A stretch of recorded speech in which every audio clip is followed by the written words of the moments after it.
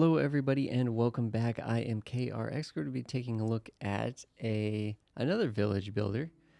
This time, we're looking at Farthest Frontier, which is in early access right now. So we're just sort of getting it on the channel, getting a little sort of intro and a little bit of a tutorial, on how to get going. This is something that I've been able to play for 20 or 30 hours so far, mostly on the Twitch channel.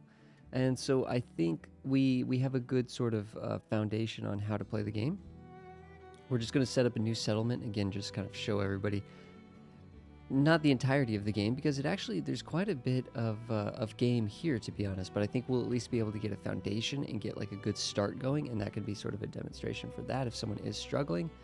And then for the most part, just sort of go over the game and talk about, discuss and commentate sort of what's going on with the game and what maybe the future of the game looks like, and just kind of go through the game a little bit.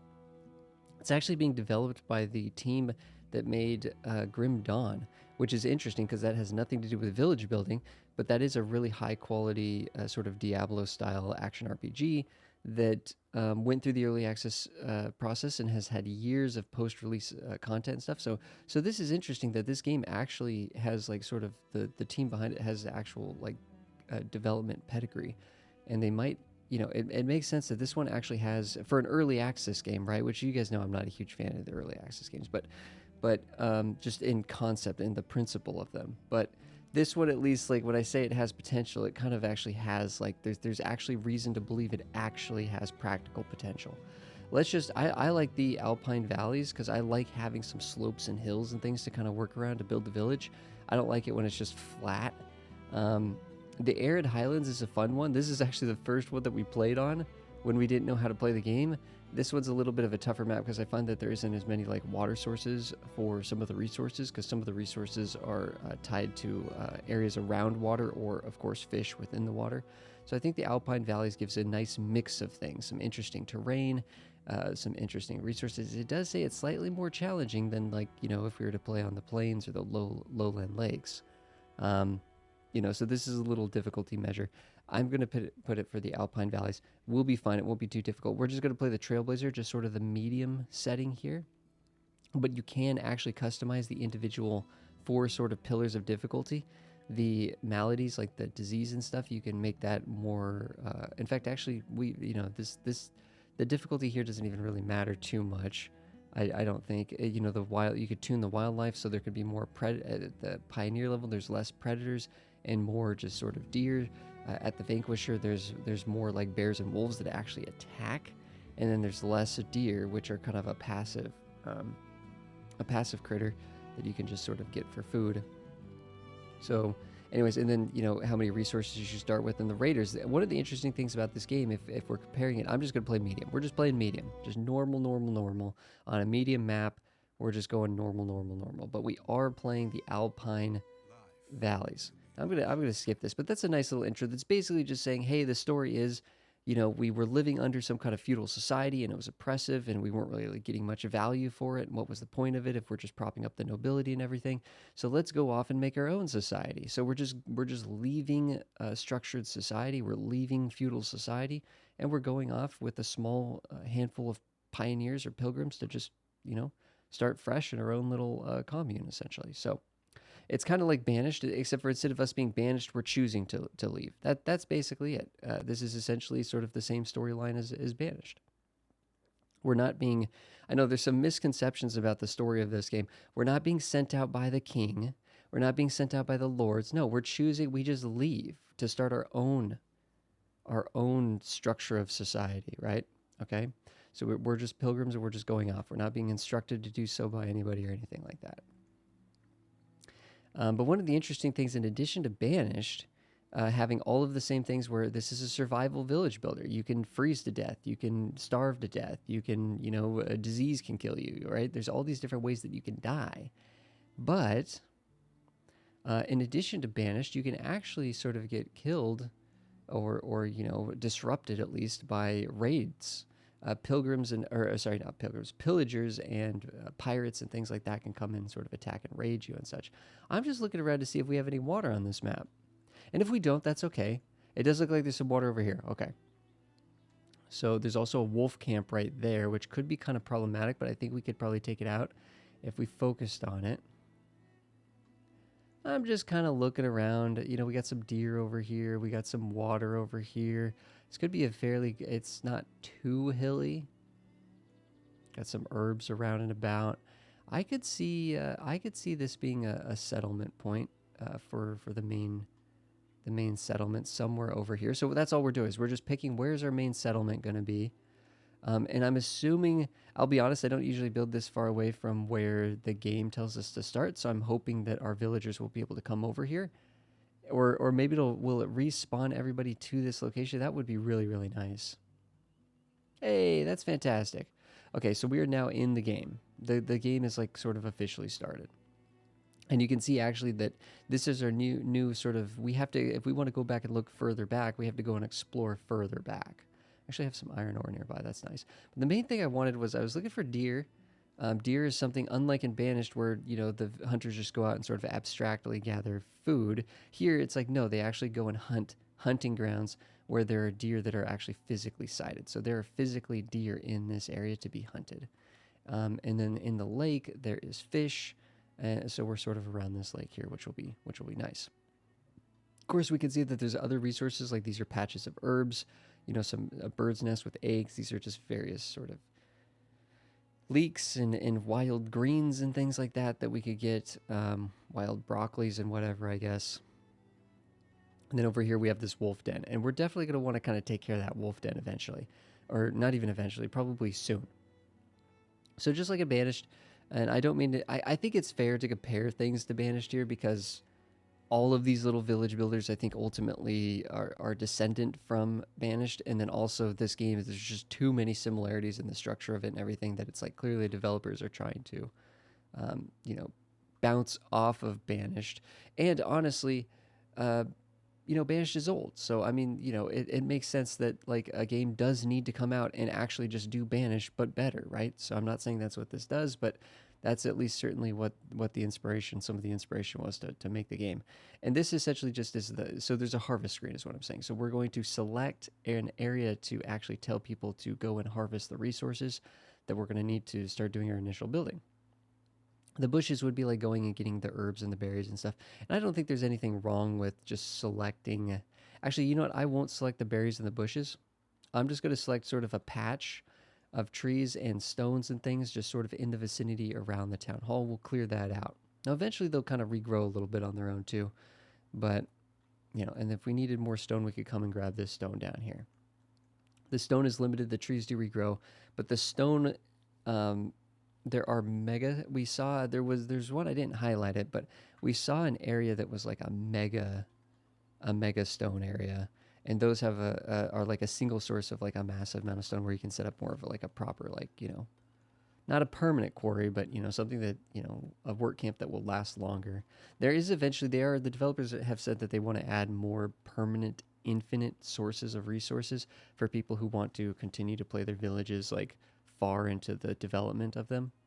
This is a game that definitely has a lot of different sort of tiers of village, right? You'll be starting off at sort of tier 1, and then as you build your population, as you get more resources, as you set up more production sites and things like that, you'll eventually go up to a higher tier of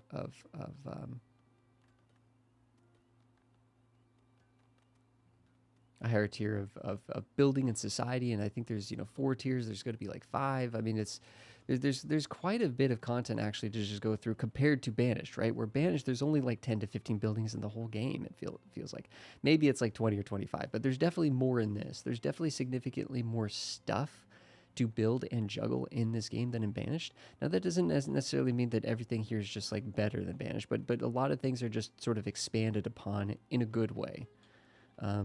You know, and I think as we continue to play, there might be some situations that pop up where I can kind of explain where there's some more like details in the core of it, in the foundation of it. But yeah. So we got 12 people. None of them have homes. So the game's telling us, hey, we need some homes and we need some like, you know, firewood cutting, right? Because firewood's important for heating those homes, making sure people don't freeze to death. Actually, it looks like we can make a wood splitter before it even lets us make a house, which is interesting. But it is saying that we ultimately need need some housing set up. Actually, I'm going to build the wood splitter a little farther away from. This looks like it could be kind of a neighborhood area. This looks like it might be more of an industrial area. I'm going to build it a little bit spaced away from the town hall because around the town hall, I think we're going to want very specific kinds of buildings because the town hall is a defensive structure. We can garrison our people into the town hall whenever we get attacked by raiders. So I want to make sure that any of our storage areas, like our important storage areas, are kind of like first built around the town hall. The woodcutter camp isn't really going to be like a prime target for pillagers. They're not going to care that much about it, I don't think. This, we start off with the storage cart. This could actually be moved around, which is really cool.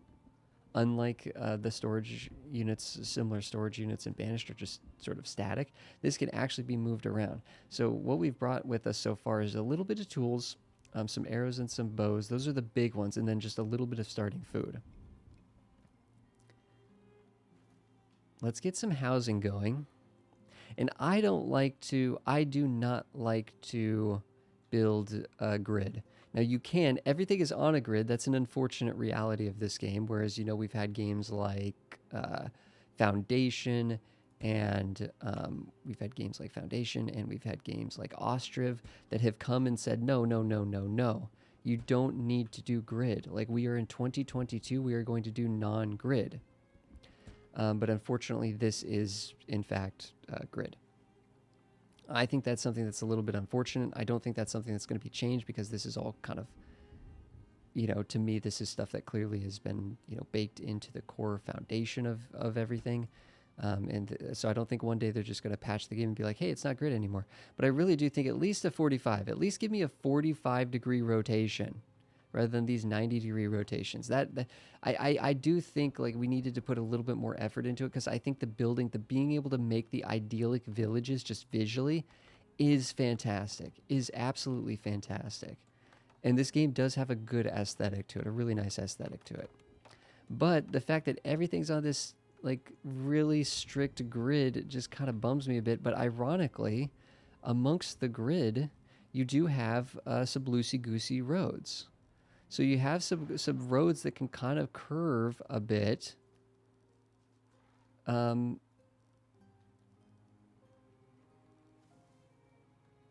Yeah, I mean you have roads that can curve, but for some reason the everything is on a strict grid in terms of the buildings. So kind of just unfortunate there. It is just what it is.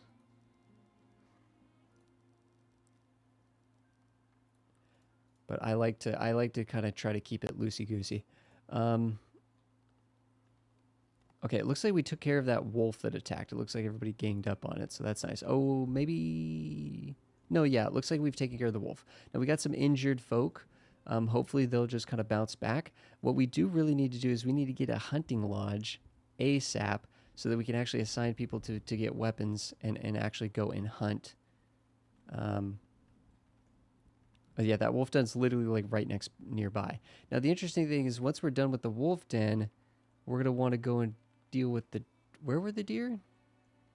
Oh, no. Oh, here are the deer. Okay, then we're going to want to go deal with the deer. So let's go put this out here. One of the cool things about the... I'm actually... let's set this... Let's prioritize this. Let's prioritize this above the housing. But I think for the most part, what do we have here? We have 4 builders. We could probably... we'll keep that at 4 for now, because really we don't have any jobs. The first job that we're going to have is going to be this hunter's hut. And what I might do is I might take this cart here, and I might move this, not necessarily next to the hunter's hut, but over to this side of things, because it'll have the bows and the arrow that the hunter's hut is going to need in order to continue to do its job. So, and also a fishing shack would probably be a great way to get some food. So let's build one of these. It's interesting. The buildings have that arrow where like they go in and out of the building, but I don't find that actually matters at all. I think you can actually build such that you block the arrow. Like, see how I can build here? I think I can just block that arrow. And the building will work just fine. In my experience, the building will continue to work just fine. And it doesn't mean that it's not like City Skylines where it has to be connected to a road like that. That is not the case. which is nice. Again, I like the fact that we have that freedom. Of course, crops require a lot of labor to maintain the crops, and we will want to do some cropping, and there's some interesting stuff with that. Oh, a forager shack. This is classic, right? If you've played Banished before, you know that getting going on a forager shack is kind of kind of an OG way to start things off. The interesting thing about the forager shack and the hunting lodge and the fishing cabin is that they all kind of serve as housing. It doesn't actually It doesn't actually create additional housing slots like room for people, but the hunters. More people wait word to join or amass at least 4 months of food and 6 houses. So we have a goal in order to amass some food and to have additional housing, and so we'll get some people to actually, as a little mini quest, we'll get some people to actually join our community sort of quickly. So let's build another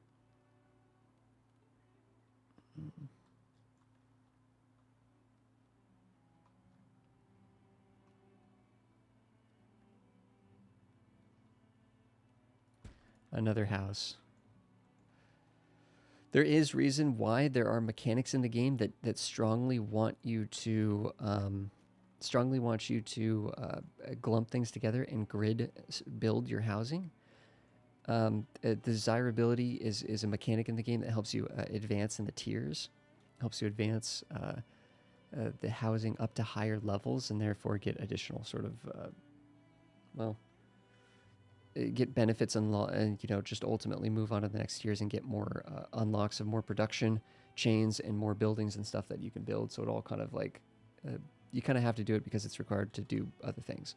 And the desirability system is sort of just a proximal thing, right? So building everything tightly together and then dropping in those buildings like the school or the local bakery or the market stalls, those areas increase desirability around them. So of course, building all your houses sort of in a clump and then adding those desirability buildings to fan out around themselves is the most efficient way to play. However, the game is not so difficult and so strict. In fact, I would say this game in many ways is more forgiving than even Banished at normal difficulties. I find that there's some things where it's like, it feels like people don't actually, like, even when you run out of food, it seems like they don't just like start dying, right? Like in fact,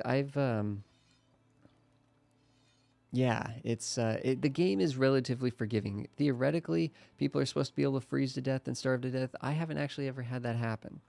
So, I mean, I'm not an expert at this game, but, just sort of just being intelligent about getting people to work in the various places to get food, it seems to kind of you seem to be able to just make enough food to sustain yourself, I guess. The smokehouse is actually a really important building, though, because what can happen in this game that's more detailed than in Banished is that food can spoil. So a lot of times the food that you have can just straight up spoil. And something that we can do in order to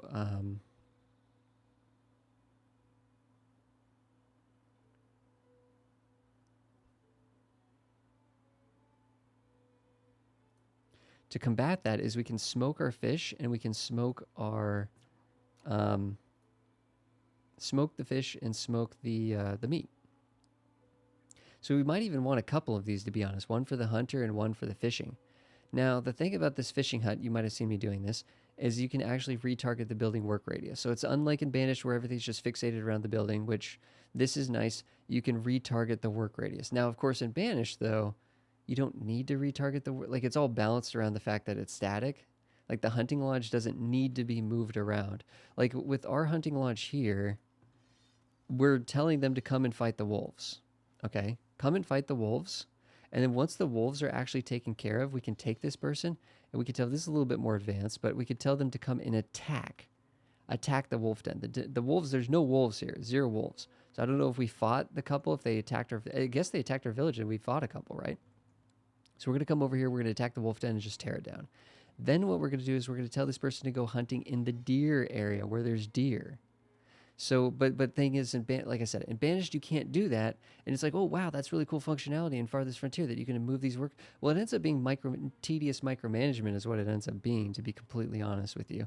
Because in Banished, you don't have to do that. The hunter just hunts. The hunter just, like intelligently like continues to produce things. Like it's a little more abstracted because they're not actually hunting physical entities on the map. I get that. I like the fact this isn't abstracted, but not abstracting it. Like with the fishing though, it is still abstracted. I mean, they just come and sit here and just get fish, right? Generate fish. So there's no real reason to need to move around the work radius if the person can just be programmed to be intelligent enough to go to the coast and start fishing, right? Like, you know, I don't know. Anyways, so it's just a feature that this game has. It doesn't necessarily make it better though. It's just an additional thing and slightly different. Like things are balanced just slightly differently to make that useful, I guess. Getting graveyard could be good. Oh, getting a stockyard in order to store like the the wood and the a lot of the generic materials and resources and stuff that we're ultimately gathering up. Actually having that sort of by the woodcutting area could make sense. It's complaining about a steep slope over here, apparently. Have we built that gathering hut yet? Nope, we're still working on that. Do we still need 4 total builders? We only have 1 person actually building. I guess it's because I think what happens is if there isn't enough jobs for them to do, they just kind of become laborers. They just kind of fall off and become laborers. But, we can click up here with our population number and get the classic banished work spread where we can see how people are sort of assigned. 1 fisherman, 1 hunter, 1 firewood splitter, so to speak, right? In these buildings, just like in Banished. I need to stop saying that, but I mean, clearly, like, I think people that can see the comparison here, and like I said, it's not to say that like this is just a copy, because this is an attempt at making a game, 8 years after Banished has come out. This is an attempt to just do it, but do it better. But it has some of the same familiar systems where, yeah, there's only 1 person working in the firewood splitting, but we could technically unlock a second slot and have 2 people working here to increase the output of this singular building. So so it flexes a little bit. Before we have to build a second wood splitter, we can just double the potential production capacity of this building before having to build another building entirely. So I mean, I like that. We can just assign 1 person to work there, and then we can sort of adjust the production, the output and the production based on, micromanaging the workforce, which is a big, to me, that's the whole point of these village builders compared to playing something like City Skylines, where something's so zoomed out, you don't really care what the individual citizen's doing. In this game, there's only 12 people in our entire village. Like, we deeply care about what those 12 people are doing, whether it's efficient, whether it's, they're taking care of their needs, whether they're getting all of their needs, right? Like, we care much more deeply about these individual people because of the scale of the game, right? Looks like a lot of people are spending time... oh, we just got 3 people have immigrated, it looks like. So there is just sort of passive immigration. That is not the case in the game that shall not be named. And I don't know if I love that, because there is a birth rate system. If we come here to Villager Happiness, we can see the birth rate is 96.7%. Don't know what that means. I don't know what any of these numbers mean, to be honest. It's kind of just, they're just meaningless, random things that have no tooltips, that have no explanations. The numbers are ridiculous, but the point is, every year you get a little summary to say like, oh, a citizen was born this year, or 2 citizens were born this year. There is population growth over time, but there is also, most of your population ends up actually coming from just immigration, which I think is weird because, yeah, I just think that's weird. It's like, where are these people coming from? How do they know to come here? How do they know to find us? Like, didn't we just set off as our own pilgrims? I mean, could you imagine like just like 15 pilgrims go out like into uncharted territory and set up a town, and then all of a sudden you're saying like 2 to 3 pilgrims are just casually showing up every month, like just randomly following the trail that we blazed or something? Maybe, I don't know. Did we leave a poster back at the town to say, hey, come this way, if follow the trail heading southeast if you want to come and start a new life with us or something? Like, I don't know, leave a breadcrumb trail or something. Anyways, I kind of wish you could actually, I kind of actually wish you could disable the immigration. Now, you'll notice that, remember when it said that, 4 to 6 people will join our town if we build some more housing and get some more food or something like that? That's actually separate. That's actually separate. Those little pop-up things, those are like the ones in, the game that shall not be named, where you have a choice where you can accept those people into the community or deny them from the community. But this passive immigration that just happens every year, where you just get one, two, three people just showing up magically, like you can't even tell those people, no, we don't want you here because you might bring disease or you might bring this or that or whatever, right? No, there's just that passive growth just happens automatically. And yet on top of that, there's little immigration events that happen as well, but then you have control over whether or not you can accept those people or not, like lump sums of people that you can accept or deny. So I don't understand why there's those two different things when just having the lump sum people coming occasionally would do the same job, and it gives you control to deny them if you want. Because again, the risk of that theoretically or conceptually or whatever is that, hey, maybe these people don't share the same ideals as your community. Maybe they are bringing disease. Like there's reasons why it's like, okay, thanks for stopping by, but you guys aren't welcome here. You know what I mean? Like, and yeah, so, and then I kind of personally, I like the idea of the village being self-sufficient and building it up self-sufficiently, including the population like you do in Banished. I know it's kind of a joke in Banished. I guess what they're trying to do is they're trying to get rid of that joke that everybody's related to everybody in Banished, right? Like you're marrying your cousin and brother, what is sister, whatever, right? Like it's chaos like that. That's just kind of a cartoony little goofy thing about Banished. Maybe they're trying to avoid that. I don't know. I don't think it bothers anybody that that's how Banished, because mechanically and gameplay wise, I like the fact that you can build up self-sufficiently, completely within the, just within the village that you've created. And really this, we're just going to this building tab. We're just looking through and what can we build? What can't we build, right? You see some of this stuff is left behind tier 2 or tier 3, and there is tier 4, tier 5, but there's not always like new buildings you get at that point. But some of these buildings can upgrade. So for example, like the apothecary shop might be able to upgrade itself, but that upgrade might require tier 4 or tier 5 or something like that. So the list of buildings here doesn't even really include the fact that buildings can be upgraded as well, which is kind of a nice thing. In fact, actually, like, it's really kind of cool because if we go back to that woodcutter example, right? One woodcutter, it's kind of silly in some of these village builder games where you have to end up building like 7 of the same thing, right? Because it makes sense that it's like, do you really need 7 woodcutters, or can you just employ more people to work at the woodcutter, and can you just upgrade the actual building in the woodcutter itself? Well, yes. This, we can actually double its work output by having a second person working here. And then if we still need more firewood, we can actually eventually upgrade it.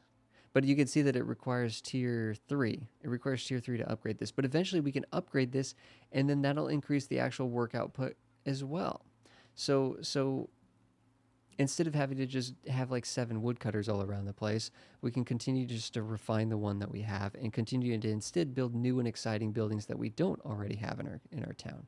So I think that's kind of nice. Oh, the saw pit's kind of a big important one. Building that over by the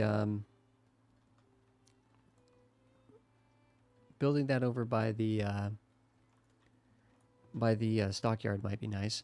Our houses are a little far away from our industry over here, but to be fair, I don't think it matters too much. This isn't really too far away in the grand scheme of things. Let's get some more housing. And I am I'm trying not to do its grid, right? We're trying to be loosey-goosey about it, but I am at least putting the housing sort of together at least. And then we knew that this road was sort of, looks like this road's actually going to be kind of going by. Guess we're getting an autosave, a little bit of lag during that. It's going to be going by this saw pit. Now, the other thing we could do while we're just kind of chilling out and things are kind of slow and cool and stuff is, did I actually put down, we never actually put down the smokehouse is critically important. We need to make sure we have one of those, and maybe even a root cellar to get some food. So the root cellar is something I might place right next to the town hall, because the town hall again acts as kind of a defensive structure at the beginning of the game. The root cellar is a storage unit where we're going to be putting food. We do not want the pillagers to take our food. The storehouse is another building actually that we're going to want defended and such as well, and centralized. So number of reasons why putting it there will be good. But most importantly, above all of this, is we need the smoke house. Now, the smokehouse does negatively affect desirability if it's built too close to the housing.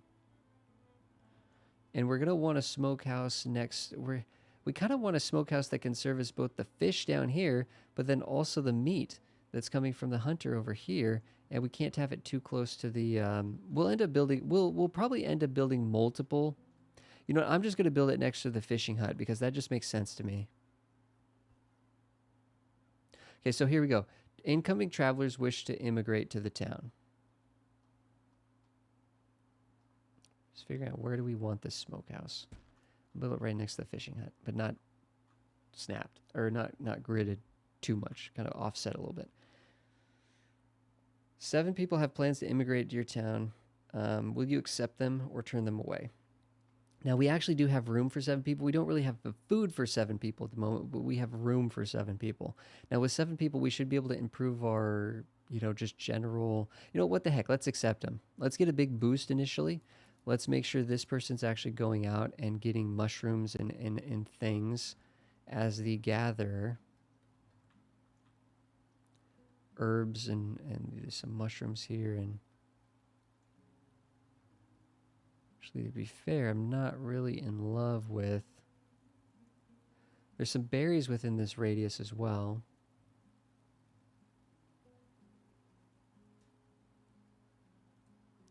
We are moving into winter, though, and we don't have that much food. We do not have that much food. How much fish is actually in the lake here? Only 350, it's saying, or something like that. That fish count is a little bit. I have a hard time kind of understanding what that fish count is really telling me. What we can do, the other thing we can do that I was just about to talk about, bustling market would help generate. Okay. So we need a market, it's telling us. The game is just giving us some little tips and things. But what I could do is I could actually send people out to explore for new, uncover new land. Because this is not the full map. So let's have these people come out this way and explore out here. And then actually, exploring out here could be good too. Because if there's enough forageables out here, I'm seeing some eggs, I'm seeing some berries. This could be a good place to have another foraging hut out here. Is it actually going to let us build the marketplace right away? The marketplace requires the saw pit. We need to actually get some planks built first and the storehouse. Okay, we got somebody that's affected by rabies. So this will be a wolf. Where did that wolf come from, though? Where did that wolf come from, though?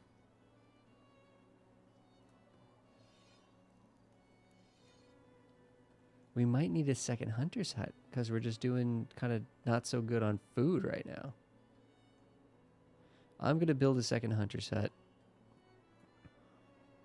I'll be honest, we're not exactly as stable as we could be right now.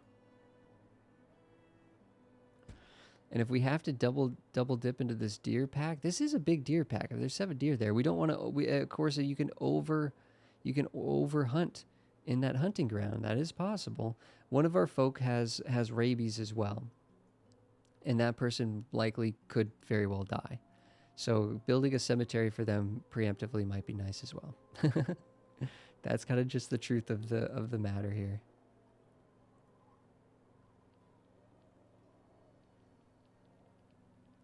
Take a lot of work, but let's just get a cemetery down there. That'll be a buffer between some industrial areas here and the housing that's going on over here. You know what? That is kind of prime real estate.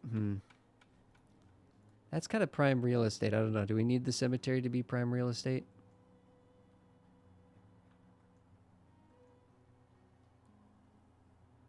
How big of one could we get over here? About similar.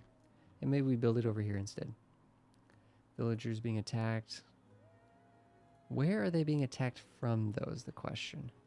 Can we see a wolf icon? Can we see another wolf den somewhere? That person's walking out to explore that marker. So we are exploring, and that might be what's actually causing the attacks.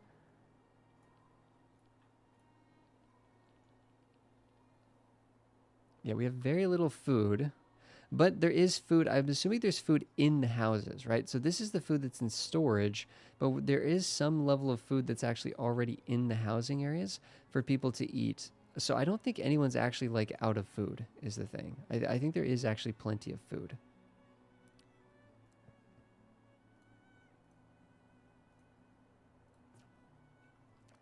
This is producing fish. I don't know if there's enough. I don't know if we can have 2 fishing cabins actually working in this lake, though. But either way, guys, we are going to at least survive the first winter. We are going to at least survive the first winter. We're working on building a number of different things to get us sort of going more, I don't know, get us going into the more advanced things. Next episode, we're probably going to try to get a field down and actually do some farming, because hopefully that will be a good food source for a population of now 22 people. But thanks everybody for being here for the first episode. Of course, guys, if you guys have any questions or anything like that, throw them down in the comments, or just let me know what you think of the Farthest Frontier, if you've been able to play it yourself, or if you have thoughts on what you're seeing from the video and stuff. I'm kind of bouncing around a bit. This isn't really a tutorial, let's be honest. It's not really a tutorial. This is just sort of a play and commentate, right? We're just sort of commentating things, we're discussing it, we're playing, we're comparing it to other games in the genre. What's the deal with this game? What's new? We haven't actually really been able to show off a lot of things that are new about the game, because we are still kind of unraveling things and progressing just into getting stable and progressing into things. So, but thanks everybody for being here. I really appreciate it, guys. You guys are awesome. I'll see you guys in the next episode.